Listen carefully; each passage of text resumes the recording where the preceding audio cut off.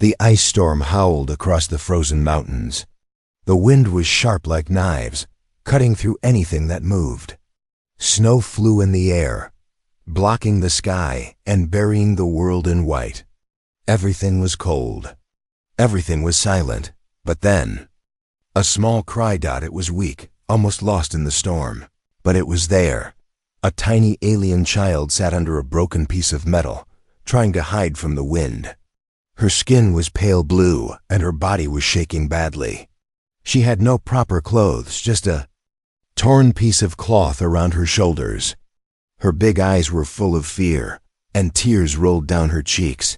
But the tears didn't stay long. They froze on her skin.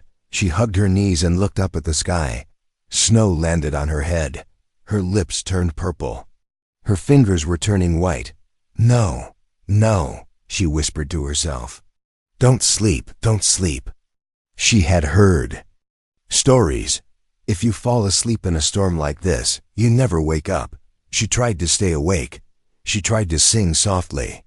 But her voice cracked. She was too cold, too hungry, too tired. Then, everything started to blur. The world became quiet. She closed her eyes, and that's when she heard the crunch of footsteps in the snow.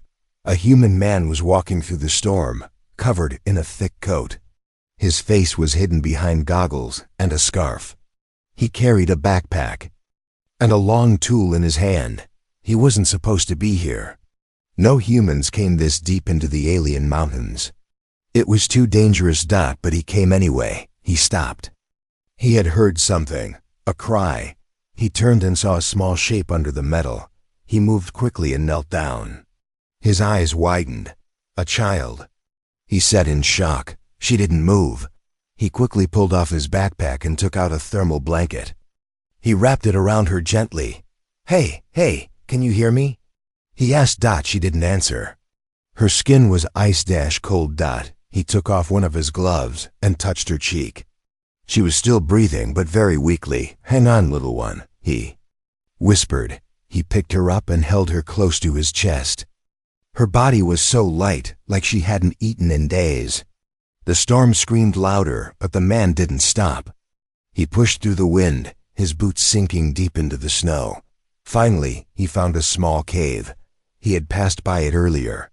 He ran inside and placed the girl on the ground. Then, he opened his bag again and took out a small heater and a heat lamp. Soon, the cave started to warm up a little. He made a small fire using dry fuel and some tools. The flames danced and gave off light. He checked on her again. She was breathing better now. "Good," he whispered. "You're safe now." Time passed. The child slowly opened her eyes. The first thing she saw was the orange glow of the fire. Then she saw the human. She gasped and tried to back away. Hey, easy," the man said, raising his hands. "You're okay. I won't hurt you." She looked at him with wide, scared eyes. Who are you?" she asked in a weak voice. "I'm just someone passing through," he said. "And you were almost frozen out there." She looked down at her hands. They were covered in the warm blanket now. "Why, did you help me?"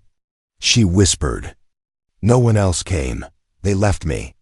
The man sat down beside the fire. He took out a food pack, opened it, and placed it in front of her. "Because no child should die alone in the cold," he said softly. "Eat." She looked at the food, then at him, unsure. "I'm not going to hurt you," he repeated. Slowly, with shaking hands, she picked up the food and began to eat. It was warm. It was real. It filled her empty stomach. Tears came again, but not from the cold this time. "Thank you," she whispered. He nodded. "What's your name?" he asked. "Vera," she said. "I'm Jack," he replied. The fire cracked quietly between them.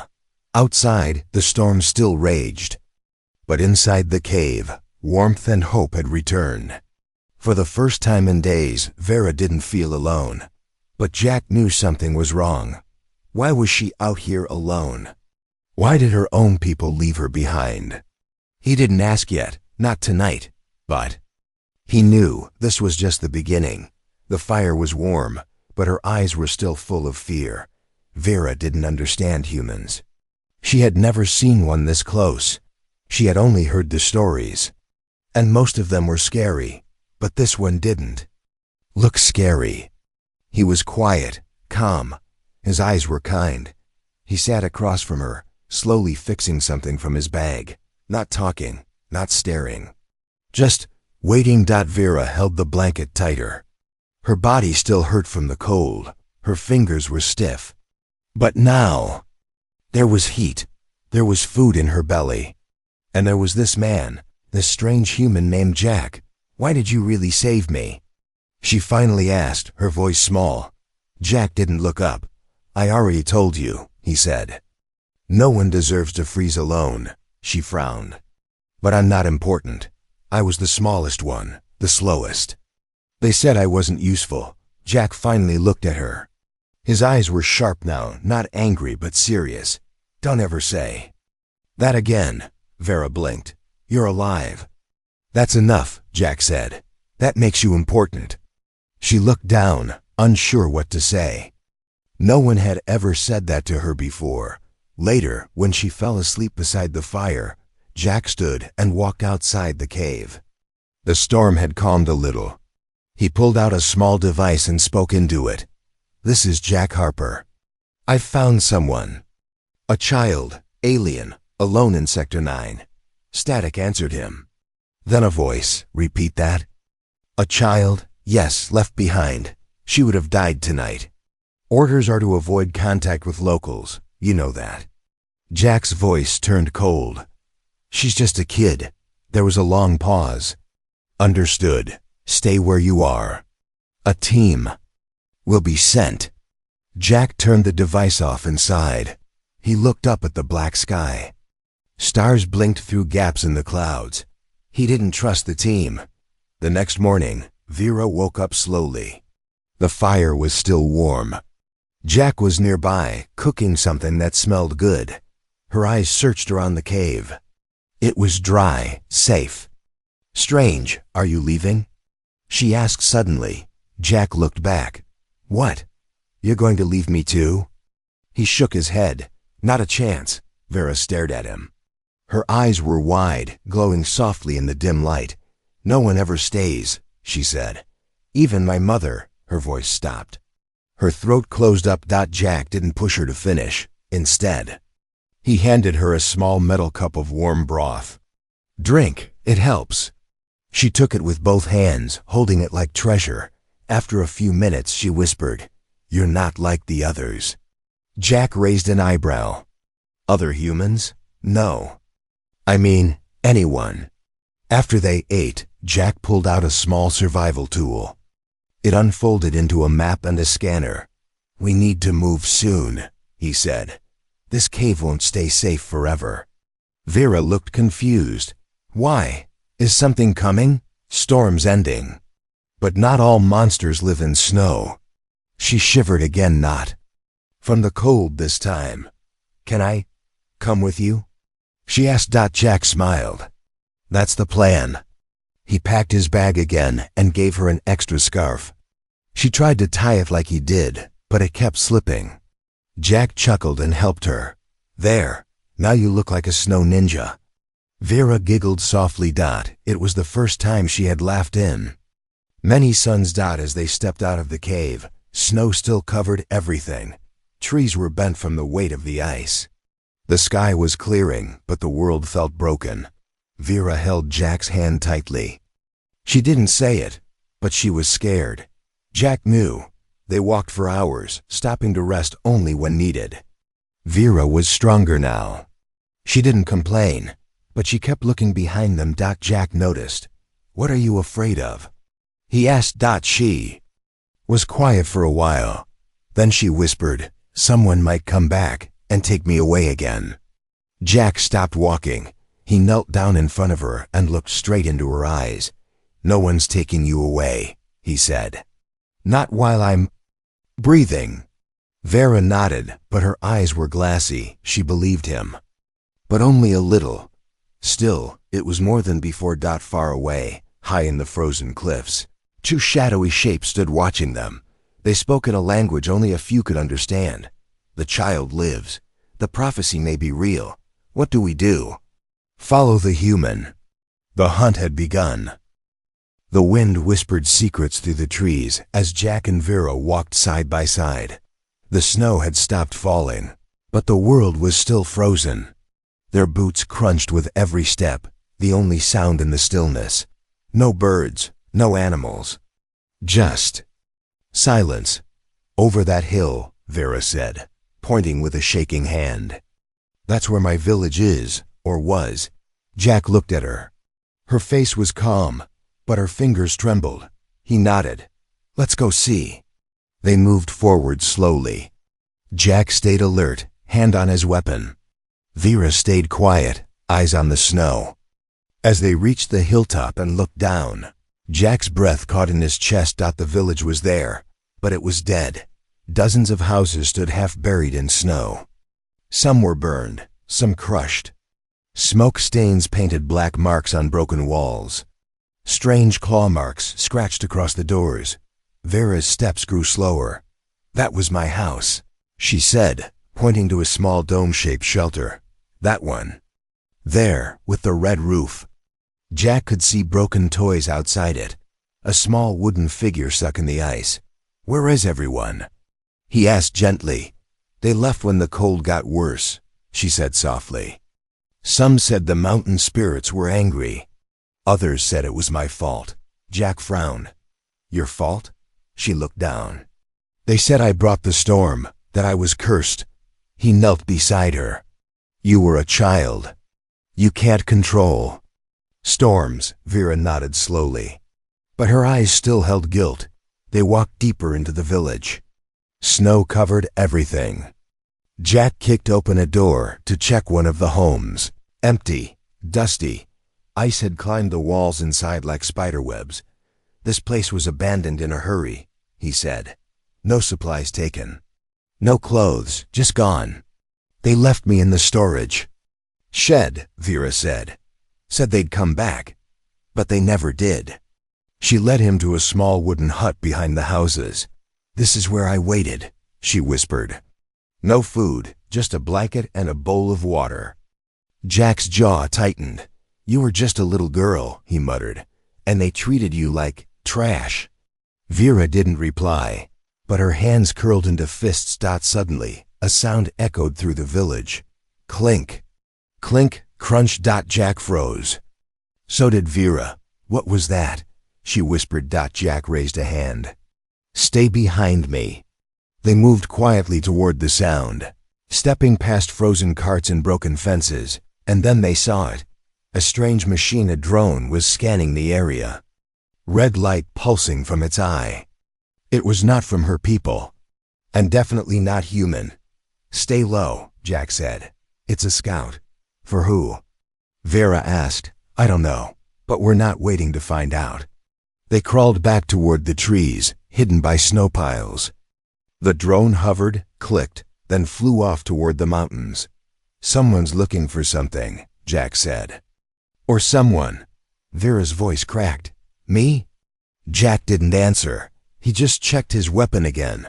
Back at the edge of the village, Jack took a moment to search one last home. Inside, he found something strange, a wall painting showing a girl with glowing hands, standing in fire, surrounded by shadows. Below it, the alien script read, Child of Storm, Bringer of Change. Jack stared at it. He knew one thing for sure now. Vera wasn't just any child. They left the village before the sun fell. Vera didn't look back. I don't want to remember this place anymore, she said. Jack nodded. Then let's make new memories. As they disappeared into the woods, the snow slowly covered their footprints. Far above, in the icy sky, more drones flew, silent watchers in a cold world. And far underground, someone had just received a signal. Subject found. The storm girl lives. Asterisk, the fire cracked softly, but something in the forest was louder. Vera sat close to Jack, wrapped in a blanket, her eyes watching the dark trees around their camp. The warmth helped her body, but not her fear. Did you hear that? She whispered. Jack didn't answer right away. His eyes were already looking into the shadows. He had heard it too. It wasn't the wind. It wasn't snow. It was breathing. Deep, slow, heavy. Something was out there. Jack stood up and grabbed his weapon. Stay close to the fire, he said. Don't move. He took a few steps away from her toward the sound. Vera watched him go. She wanted to call him back, but something in the dark made her freeze. Two yellow lights appeared between the trees. Eyes. Big, glowing eyes. Jack saw them too. He raised his weapon. Suddenly, the thing rushed forward. A giant beast twice the size of a man leaped from the shadows. Its body was covered in thick white fur, but its teeth were sharp, and its claws even sharper. Vera screamed. Jack fired. Shot hit the beast's shoulder. It roared in pain and spun away. More glowing eyes appeared in the trees. Not one, not two, three more. Get down. Jack shouted. The beast circled their camp like wolves. One of them jumped toward Vera. She lifted her hands to shield herself, and the air around her flashed blue. The beast stopped mid-jump, snarled, and backed away. Confused. Jack saw it too. Her hands were glowing. Just for a second, the same glow. From the village painting. Jack ran to her side and fired again. Two beasts retreated. One tried to come around behind. Jack turned, pulled out a flare, and launched it into the sky. The bright red light shot upward and exploded, bathing the area in red fire. The creatures roared and ran back into the trees, disappearing like smoke. Silence returned. Only the fire remained, and their fast shaking breaths. Vera stared at her hands. I didn't mean to, she said, her voice shaking. It just happened. I was scared. Jack knelt beside her. You did good. You protected yourself. But what is this? She asked.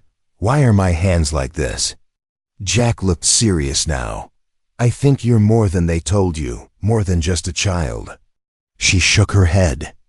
They said I was cursed. Maybe they were wrong, he said. Maybe you're special. She looked up at him, eyes full of fear and hope. They didn't sleep that night. Jack stayed awake, guarding. Vera sat close to the fire, holding her knees. In the morning, Jack checked the ground. Huge footprints circled their camp. They were tracking us, he said. They're not wild animals, they're hunters. Vera's face turned pale. Jack looked toward the frozen hills. We need to find help, fast. Far away, deep in a frozen lab, a tall figure watched a screen. He saw the flare. He saw the child. He turned to his team. Send the message, he said. The girl is alive, and the power is waking. Should we capture her?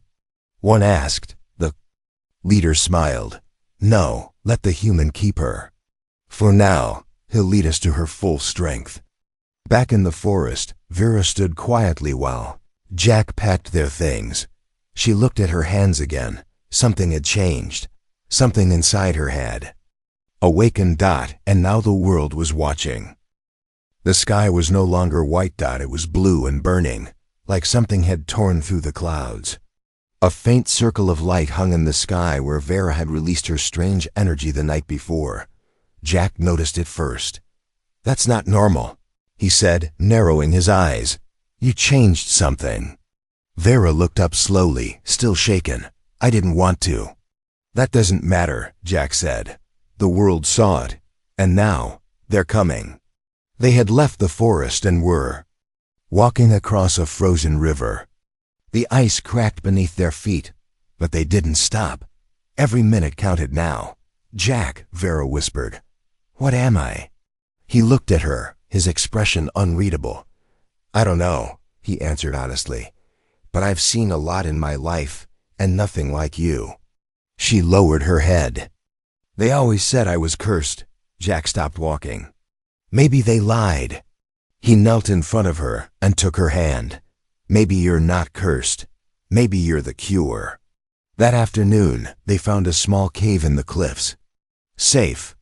Hidden, quiet. Inside. Jack set up a small scanner from his gear. He had stolen it years ago, back when he worked with the military. It could read energy levels. He turned it on. It beeped once. Then again. Then went wild. The screen flashed. Unclassified. Energy source detected. It was coming from Vera. Is it dangerous? She asked. Jack looked at her seriously. To the wrong people? Yes. To us? He smiled. Only if you're hiding it. She looked down at her hands. It feels like something is inside me. Sleeping, waiting. Jack nodded. Let's wake it up. They trained that night. Jack taught her how to focus, how to breathe, how to control fear. She stood still, eyes closed, hands open. Think about the cold, Jack said. Now think about melting it, not with heat, with will. At first nothing happened. Then, a soft hum, a glow, the snow under her. Feet began to melt. Vera gasped. I did it, Jack grinned. Again. By morning, she could lift small rocks using only her thoughts. She even sent a wave of heat that turned part of the cave wall to steam. But something strange happened after. Her eyes glowed white, and she began to speak. In a language Jack didn't recognize. He rushed to her, shaking her gently. Vera! Snap out of it. She blinked, then collapsed in his arms. What just happened? She asked, dizzy. Jack didn't answer. He was too shaken. He'd heard those words before. A long time ago, on an ancient battlefield, carved into alien stone, she who carries the storm shall break the chains of winter. Far away, deep inside a command ship above the planet, a figure in dark armor stared at a screen showing Vera's energy spike. She is real, the figure said. What do we do? Asked the officer beside him. He turned, eyes glowing red. We take her, or we destroy everything around her. Back in the cave, Vera sat beside Jack, quiet. Are you scared of me now? She asked. Didn't reply at first. Then he placed a hand on her shoulder. No, he said. I'm scared of what the world will try to do to you. Vera didn't sleep that night. She stared at her hands, thinking she knew now this wasn't just power. It was a key to something bigger, something older, and something everyone wanted. Except her. But fate didn't care what she wanted anymore, because the storm inside her had only just begun. The warning came too late. Jack opened his eyes to the sound of a whisper, not Vera's voice, not the wind. It came from the walls of the cave. They are close. He reached for his weapon. Vera was already awake. She stood near the entrance, her back stiff, eyes glowing faintly. I felt them, she said. They're hunting now, not hiding anymore. Outside, the snow had stopped falling, but the silence was worse than any storm. It was a dead silence, the kind that comes before blood is spilled. A red light blinked in the trees, then another. Then many. Jack pulled Vera behind a rock. Don't speak, don't move. Through the trees they appeared. 6 armored figures in black exosuits. Their masks had no eyes, just smooth glass and red lights. No words, no emotions, just hunters. One of them knelt and touched the snow. A flash of Vera's energy glowed under the surface, her training from yesterday.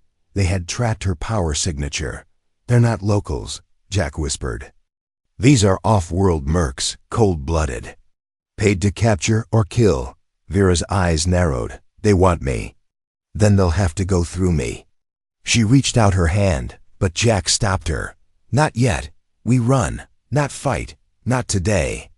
They escaped through a crack in the back of the cave barely wide enough to crawl through. Jack's arms bled from the ice-sharp rocks. Vera helped pull him through. Behind them, the cave exploded. Boom. Flames filled the sky. The hunters had found the camp and destroyed it. Jack and Vera rolled down a snowy slope, coughing from the smoke. They didn't stop running. Hours later, they hid in the ruins of an old alien CHTOWER. It was broken, leaning Sideways, but it gave cover. Jack wrapped his arm with cloth. Vera sat silently, hands shaking. "They won't stop," she said. "Not ever." "I know," Jack replied. She looked at him. "I can't keep running." He met her eyes. "Then you'd better learn how to fight." That night, Vera meditated for the first time, not because Jack told her to, but because the storm inside her demanded it. The wind howled outside, but inside the tower, she sat still. She thought about fire, ice, fear, pain. Then she thought about strength, about life, about Jack. She whispered to the storm within her, "I'm not afraid of you anymore." And the storm answered. Far away, the lead hunter removed his helmet. His skin was silver, eyes pitch black. "She's evolving faster than expected," he said. Another hunter spoke. "Orders?" The leader smiled cruelly. "We let her believe she's safe, then we crush her spirit." Back at the tower, Vera opened her eyes. Everything was quiet. Too quiet. She stood and stepped outside. The snow was glowing. Not from moonlight, not from something buried under the ground. A massive, forgotten structure, pulsing faintly beneath the ice. She didn't know what it was, but something inside her whispered, "This is where it all began." And Jack, watching from behind, simply said, "Or where it all ends." Beneath the snow, something ancient pulsed soft, blue, alive. Vera stood in silence, staring at the ground where light glowed through the ice. It wasn't just energy. It wasn't just power. It was a heartbeat. Jack stepped beside her, his breath fogging in the cold air. "What is this place?" he asked. Vera didn't answer at first. Her hand hovered above the glowing snow. "I don't know," she said quietly, "but it feels like it's calling me home." She knelt and placed her palm on the ice. In an instant, everything changed. Light shot upward, breaking the ice like glass. Wind spun in circles. The trees shook. The hunters in the forest stopped in their tracks. And deep below, doors opened. A hidden chamber. Full of carvings, full of memory. And in the center, a throne of crystal, untouched by time. Vera walked inside, slow and quiet. The chamber lights responded to her steps. Jack followed, gun drawn. "This doesn't feel safe." But Vera was calm. "There's no danger here." Her fingers brushed over the ancient symbols.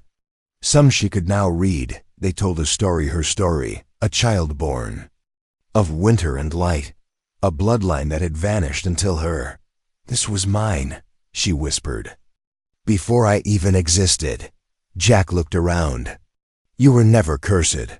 Vera turned to him. "I was royalty." Above, the hunters moved closer. They saw the glowing light from the ruins. The lead hunter raised his hand. "No more hiding. She ends now." They moved like shadows, silent, deadly, sure. But this time, Vera was waiting. She stepped outside before they reached the gates, her eyes no longer fearful, her voice strong. "You came to take me," she said. The hunters circled her. The leader stepped forward. "You don't even understand what you are." "I do now," she replied. He raised his weapon. So did Jack from the cliff behind her. But Vera raised her hand and spoke only one word. "Enough." The wind obeyed. It rushed down the mountains like a living force. Ice lifted from the ground. Storm surrounded her, but didn't touch her. The hunters screamed as wind spun around them, blinding, freezing, shaking the earth itself. Jack covered his face, but stayed standing, and when the light faded, only Vera remained. The hunters were gone. Jack ran to her side. "Are you okay?" She turned, smiling, tears in her eyes, but no fear. "I'm not running anymore." Weeks passed. A rescue team from the human colonies finally arrived. They had tracked Jack's old distress beacon. They found Vera there, standing tall, no longer a lost child, but a force of nature. "Will they take you?" Jack asked. She shook her head. "No, I'll go with you. You're my family now." Their ship flew across the sky as snow, fell gently on the land below. The storm had passed, but what she left behind would never be forgotten. Not the hunters, not the cave, not the throne, and not the girl who once cried in the snow. Until a human came and changed everything. Asterisk from cold silence to burning light. Sometimes, all it takes is one person to care, one outstretched hand, one fire in the cold, to turn a forgotten child into something the galaxy will never forget.